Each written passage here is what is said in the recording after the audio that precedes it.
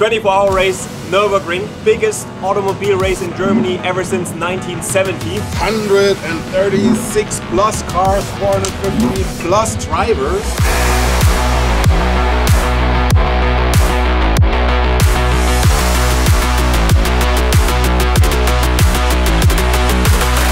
Driving around for 24 hours here. 50 to, I think, probably like what, a couple of 100,000 people. Yeah, watching. All around the racetrack. There are people camping, building all kinds of little contraptions, showers, we see tree houses, we see fireplaces, everything. It's mental. There's so much going on. Definitely. And we have a connection with the Nürburgring because we did our first competition here back in 2009 down in the Schleife. And what the TV doesn't show you is the drift show.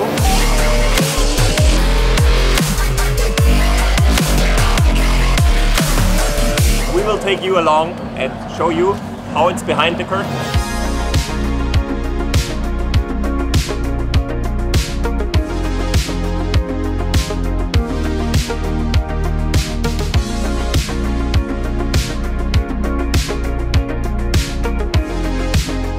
One place that you don't see in TV, or maybe quite rarely, is the historic pit area, if you're lucky. So in the background you see all the historic pits and crazy lineup of cars. Legend after legend after legend. Crazy. And I would say, let's take a walk and see what we find.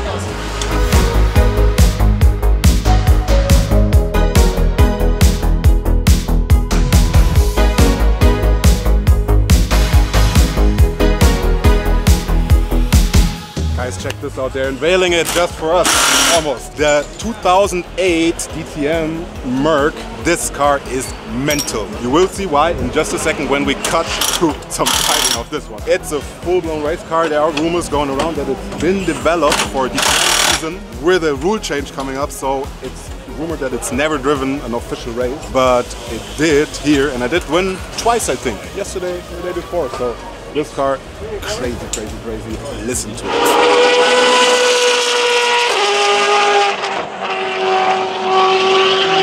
if you talk about historic touring cars, there's one that can't be missing. It's the E30 M3, and this car, if I'm not wrong, has until this day the most race wins as a touring car, and it's just legendary. 4-cylinder S14, super high revving, I think up to almost 9,000 RPM, and these things still rip today. If you take a look over there, this is where we're just getting in from all kinds of legend cars, and then you just run into something like this. What an icon, racing, and you just walk by stuff like that. Besides 3 M3s, besides another M3, besides the craziest lineup you've seen in historic racing cars, I guess, close to anywhere. So, shouldn't miss it. TV is good, live, you get to see stuff like this. Another legendary car is the Ford Sierra Cosworth RS 500, and the 500 actually stays for the power. This thing has a huge turbo producing over 500 horsepower, and it has rear-wheel drive, and back in the days this was a handful to drive, because like down low the turbo was doing basically nothing, but once the turbo spooled, this thing was just mental.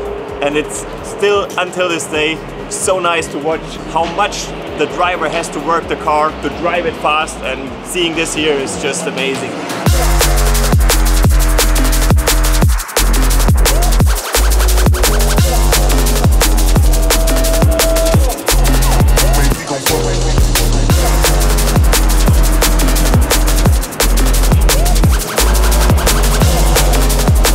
What are we here for? I mean, we're called the Driftbrothers, so it's quite obvious, I would say.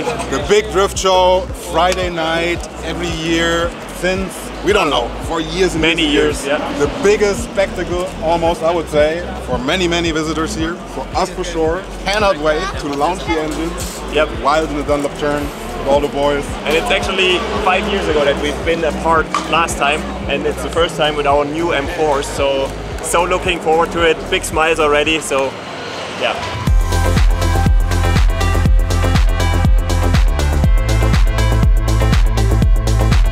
Our one car is here on display in the bmwm showroom, but now we have to bring it down in the pit area of the Schleife. All the other drift cars are already down there, and yeah, as this is a quite special event and we have a quite special vehicle, we decided that we take the safety car bmwm for safety car that guides us down to the Müllenbachschleife.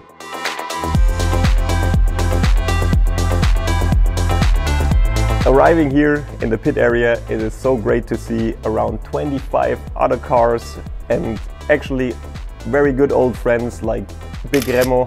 We haven't seen him in years. Also James Dean is here, Rohan, Rick van Routem, all the guys. So it's so nice to see, and also first time seeing Remo's 1 Series with a 2JZ engine for the first time. James is here with his Eurofighter, 900 horsepower. And there are so many more cars. Also 2 Toyota Chaser, which is actually my favorite car. Seeing it in real life is just amazing.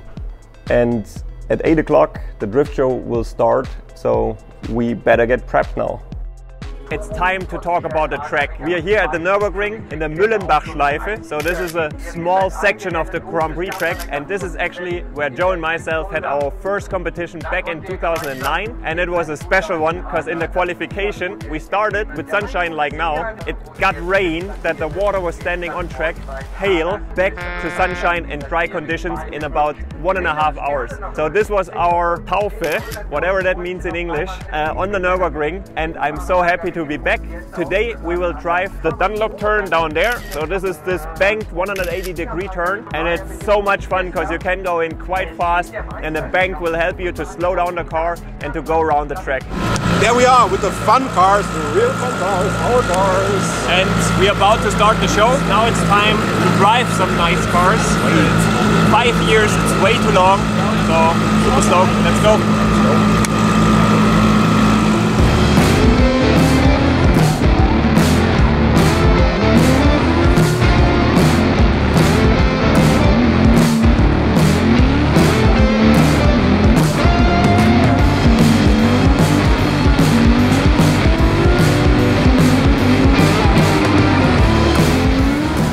Back on the Müllenbachschleife was amazing. It's just our home track. However, the first lap was really slippery because the track was in quotes quite green on the inside where the race cars are not going, but we are going to initiate.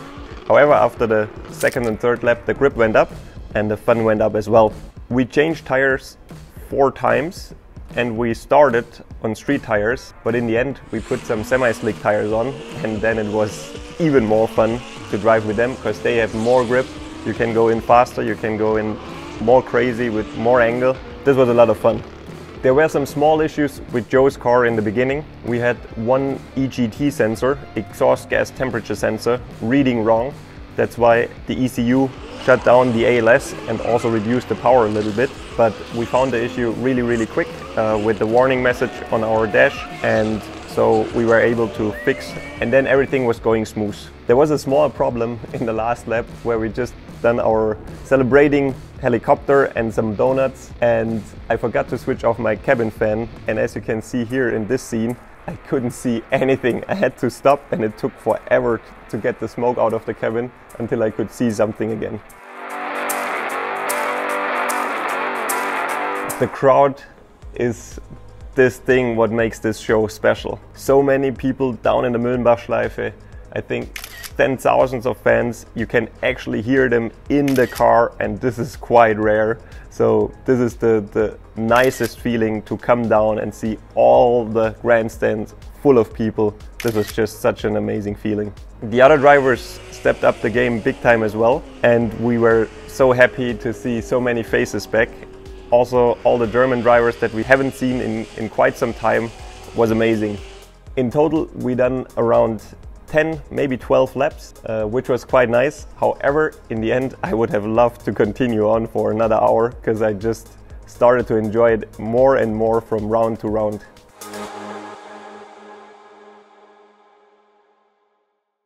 First time for me personally to get an experience a bit more deeper than what we see on the regular TV broadcast from the 24 hours race.